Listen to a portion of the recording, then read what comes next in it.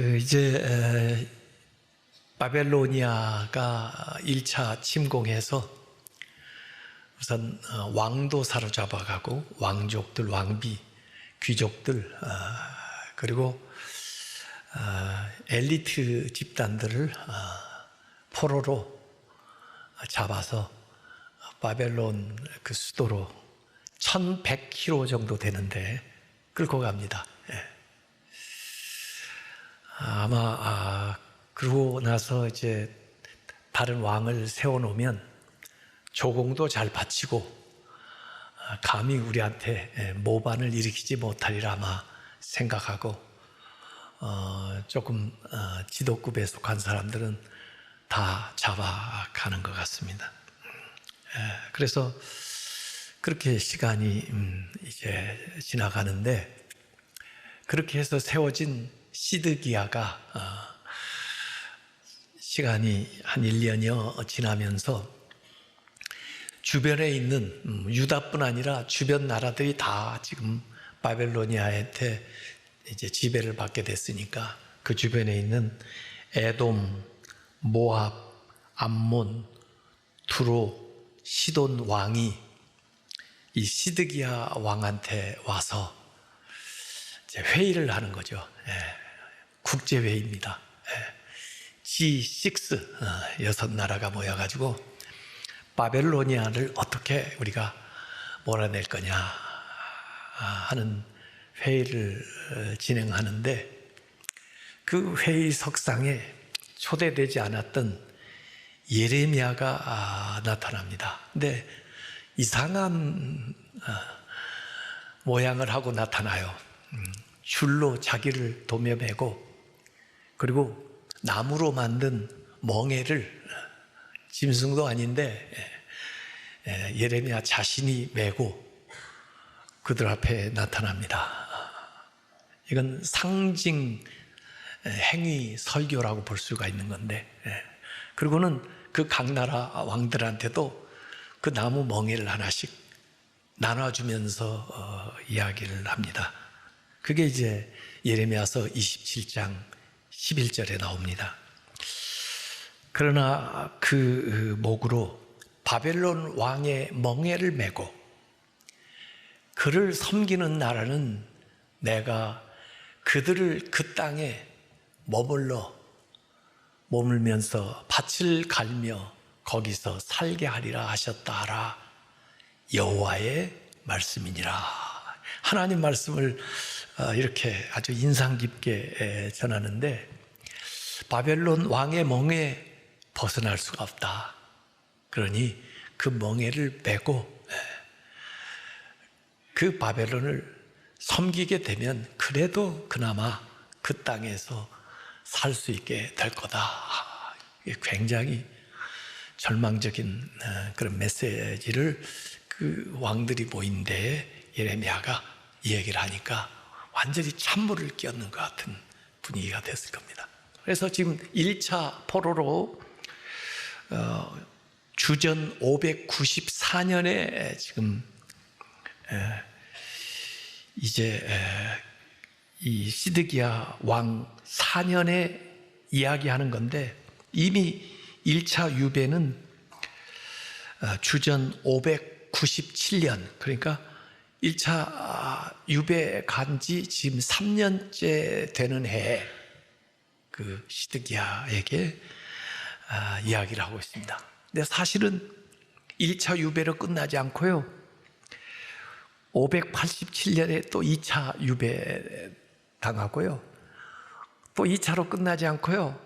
3차 유배 당하기까지. 그리고 성전에 있는 모든 기물들, 금으로 만든 거, 은으로 만든 거, 심지어 기둥에 금을 발라놓은 것까지 다 긁어가지고 바벨로니아로 가지고 가는 겁니다.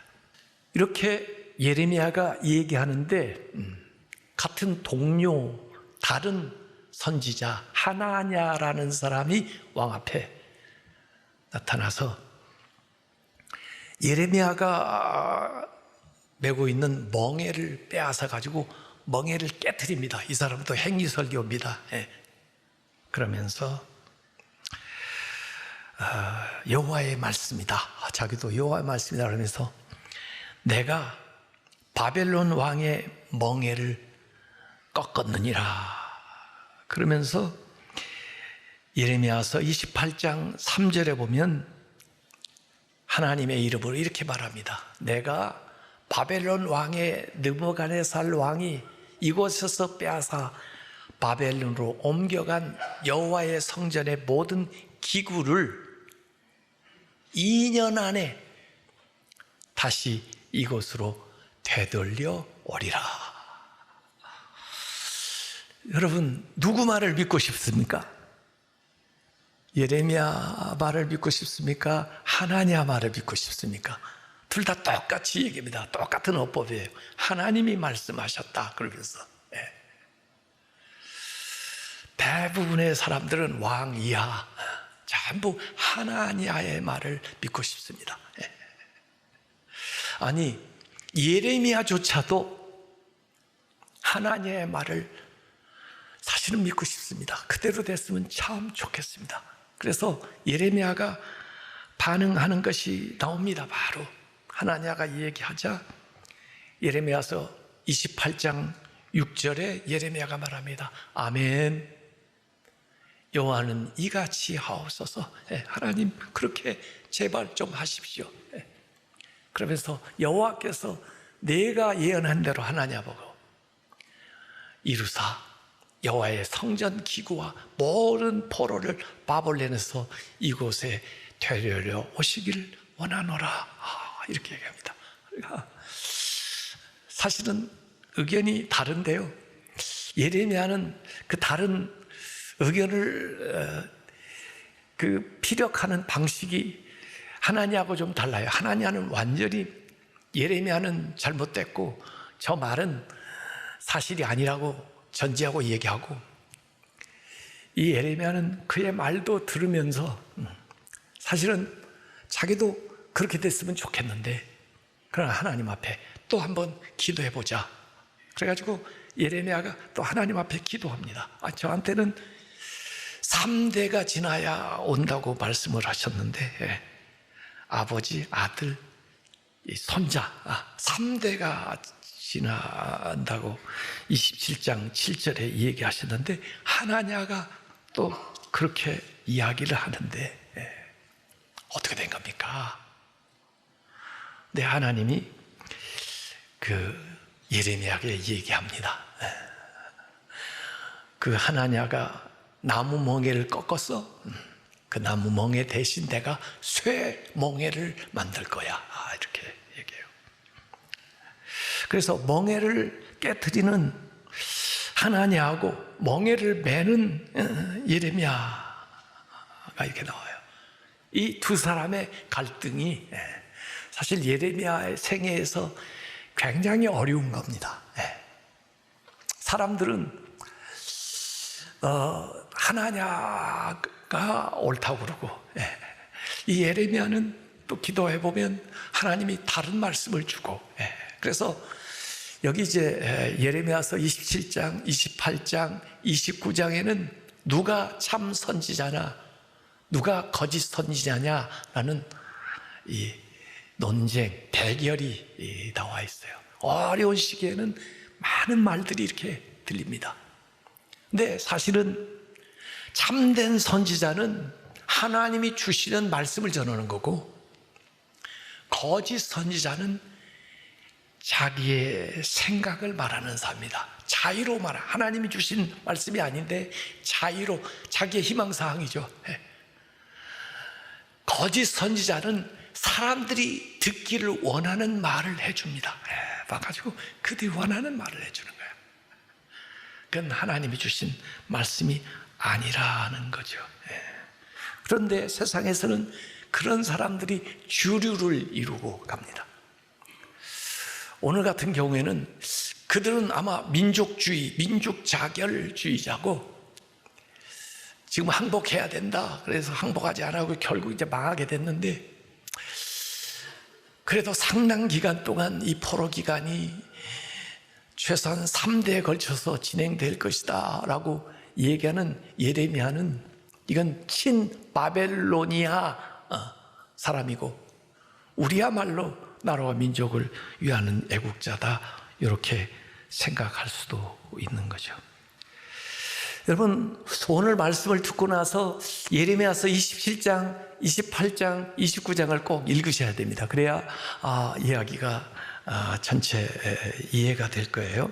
자, 29장에 예레미야가 편지를 쓰는 내용이 나옵니다. 오늘 읽은 내용입니다. 그 편지는 예루살렘 감옥에 갇혀있는 예레미야가 바벨론의 포로로 1차 잡혀가 있는 그 포로들에게 인편을 통해서 보내는 옥중서신입니다. 바울도 옥중서신을 썼죠. 보네포도 옥중서신을 썼죠. 여기 예레미야가 그 포로들에게, 거기에 지금 요고니아 왕하고 왕후, 궁중 내시들, 고관들, 기능공들, 토공들, 아마 공사에 쓰기 위해서 지수자들 많이 데려간 것 같아요. 거기에 장로, 제사장, 선지자들도 끌려갔는데 그 중에 사반의 아들 엘라사와 힐기야의 아들 그마랴 편의 인편으로 편지를 씁니다. 그 편지 내용 오늘 읽었습니다만은 그 내용은 간단합니다. 그냥 임시 처소 천막 나그네처럼 살지 말고 집 짓고 살아라, 정착해라는 겁니다. 정착해라. 바벨론 지금 끌려갔는데 2년이 뭐야? 정착해서 살아라 그래요. 그 다음에 과수원 만들어라. 과수라는 건요, 이건 몇 해 지나야 열매를 맺고 그 다음에 매년 맺는 건데, 그냥 임시 방편으로 채소나 좀 키워가지고 먹고 그렇게 생각하지 말고 과수를 심어서 열매를 먹어라, 이런 거고. 그 다음에 결혼해라. 남자는 여자하고 결혼하고 여자는 남자하고 결혼하고. 이거 잘 아셔야 됩니다. 여자는 여자하고 결혼하고 남자도 남자하고 결혼하고 이런 게 아닙니다. 여기 남자는 여자하고 결혼하고 여자는 남자하고 결혼해서 가정을 이룰 뿐만 아니라 번성해라, 애를 많이 낳아라, 이래요. 이렇게 이 얘기하고 마지막에 샬롬, 평안인데 그 잡혀간 나라, 그 도시 바벨론의 평안을 위해서 기도해라. 아니, 적국인데, 나를 잡아온 나라인데, 그 미운 사람들인데 그들을 위해서 기도해라. 왜냐하면 그들이 평안해야 너희들도 평안하다. 이렇게 기도하는 겁니다. 야, 이러면서 너무 조급하게 생각하지 말아라는 거예요. 예레미야서 29장 10절에 하나님 말씀을 이렇게 합니다. 여호와께서 이와 같이 말씀하시니라. 바벨론에서 2년, 70년이 지나면 차면, 70년이 지나는 게 아닙니다.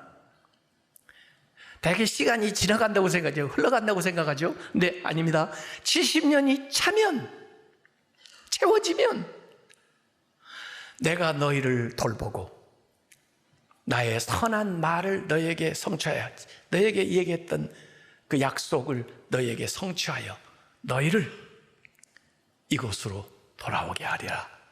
다시 예루살렘으로 돌아오게 하리라. 지금 편지를 쓰고 있다고 그래요. 예레미야가 지금 바벨론 포로에게 이 얘기를 하는 겁니다.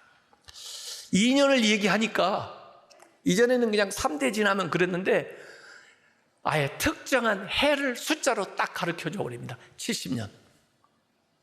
2년이면 될 거라고 생각했던 사람이 70년이라고 생각하면 어떻게 하겠어요?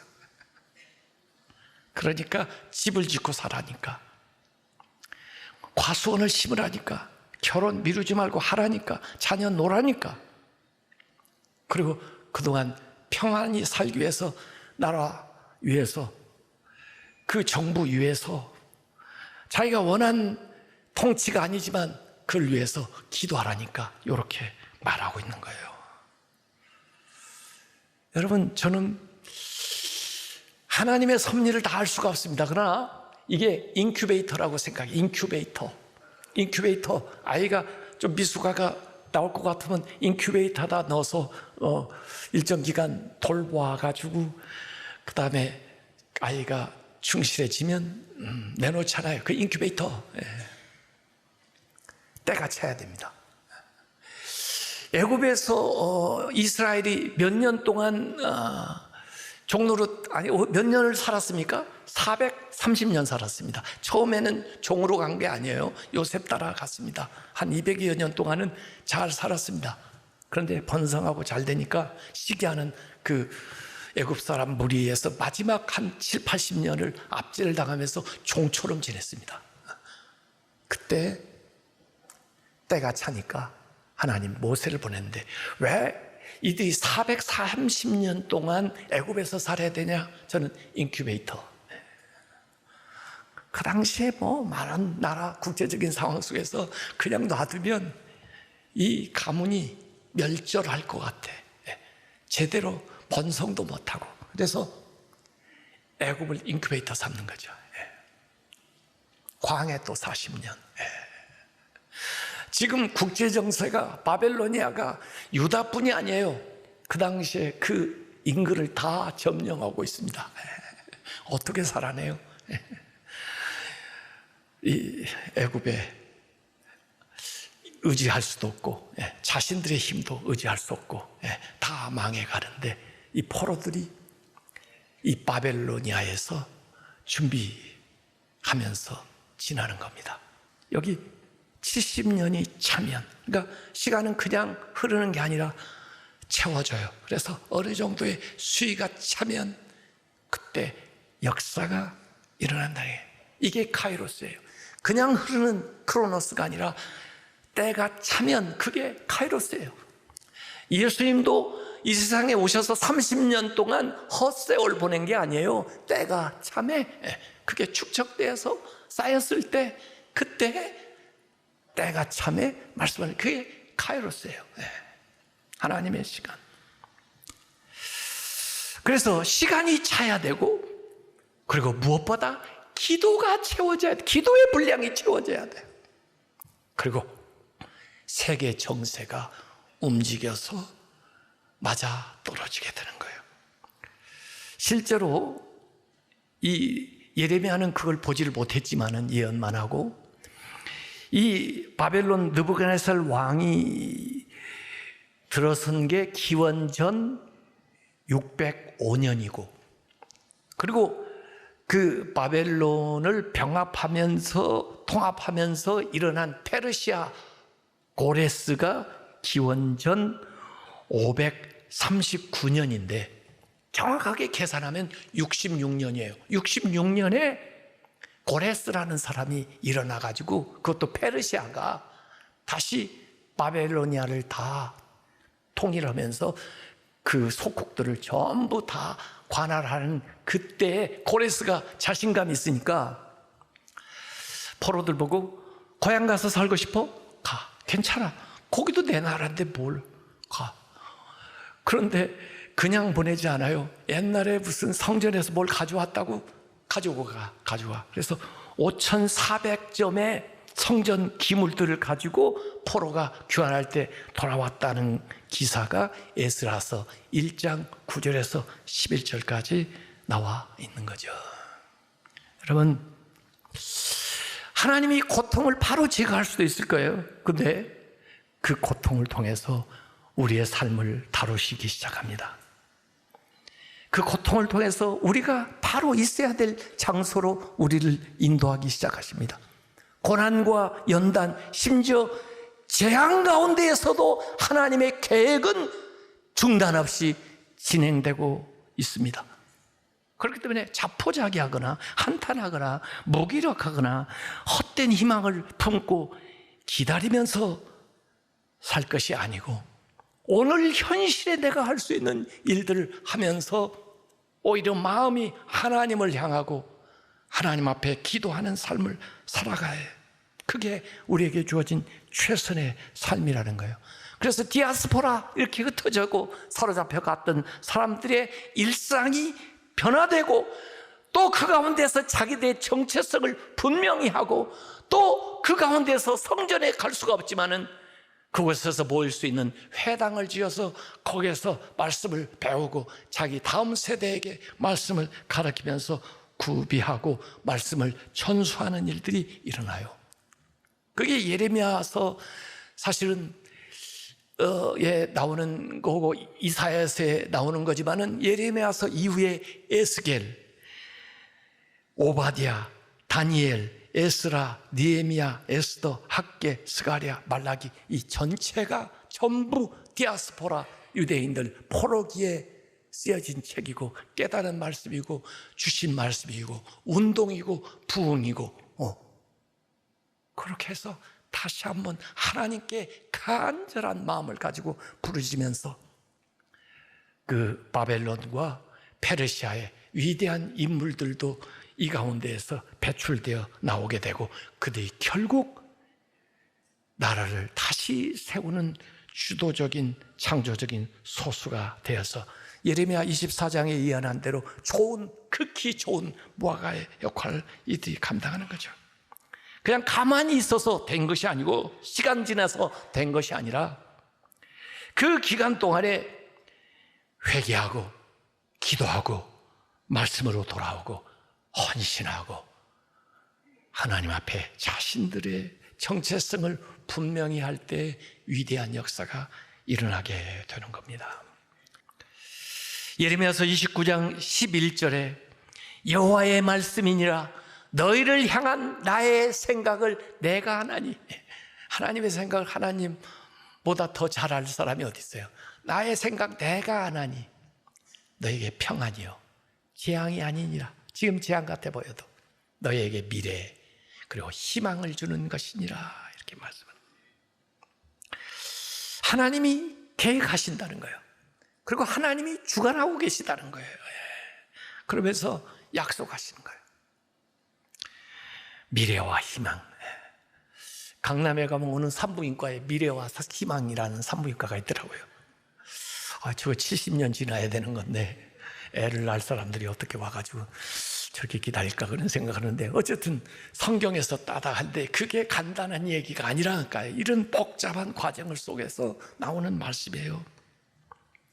예레미야서 29장 12절에 너희가 내게 부르짖으면 나에게 와서 기도하면 내가 너희들의 기도를 들을 것이다. 기도의 분량 채워라 이거예요. 괜히 바쁘게 돌아다니지 말고 특별한 회개가 있어야 돼 하나님 앞에. 그리고 나를 찾으면 내가 만나주겠다는 초청을 합니다. 29장 13절에 너희가 온 마음으로 나를 구하면 나를 찾을 것이고 나를 만나리라. 이렇게 바벨론 포로들에게 편지를 보냈어요. 답장이 하나 왔습니다. 답장도 나옵니다.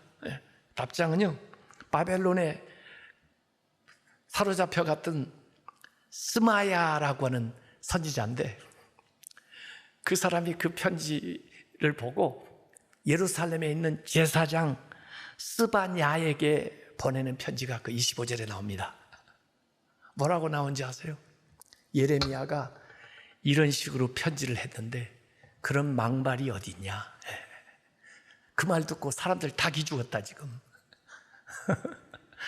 그런 얘기 좀 못하게 만들어라 하고 이 제사장 스바냐에게 이 스마야가 편지를 한 거예요. 그러니까 편지로 서로 논쟁하는 게 이게 나옵니다. 그런데 그 이야기를 듣고 하나님이 예레미야에게 하신 말씀이 있습니다. 내가 그 스마야와 그 자손을 멸하리라. 앞으로 이런 복된 일이 일어날 때 그 자손들은 그것을 보지 못하리라. 이 얘기가 오늘 29장 마지막에 나와 있습니다. 여러분, 참 인생 살아가는 게 만만치가 않은 것 같습니다.